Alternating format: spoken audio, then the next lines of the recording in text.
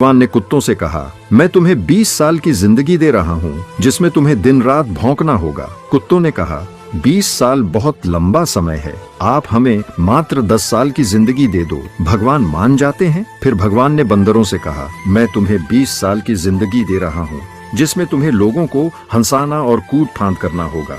तो बंदरों ने भी कहा, 20 साल बहुत ज्यादा है, आप हमारी उम्र भी कुत्तों की तरह 10 साल ही कर दीजिए। भगवान फिर से मान जाते हैं। फिर भगवान ने गाय से कहा, मैं तुम्हें 60 वर्षों का जीवन देता हूँ जिसमें तुम्हें किसानों की मदद करनी है और खेती बाड़ी करनी है।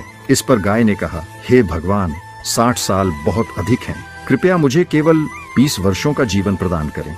फिर से भगवान मान जाते हैं। फिर भगवान मनुष्य से कहते हैं, मैं तुम्हें 20 साल का जीवन दे रहा हूँ जिसमें तुम्हें हंसना है, खेलना है और खूब मस्ती करनी है। इस पर मनुष्य ने कहा, सिर्फ 20 साल? आप ऐसा कीजिए, मेरे 20 साल के साथ कुत्ते के बचे हुए 10 साल, बंदर के 10 साल और गाय के छोड़े हुए 40 साल भी मुझे दे दीजिए। भगवान मान जाते हैं और कहते हैं, जैसी तुम्हारी मर्जी।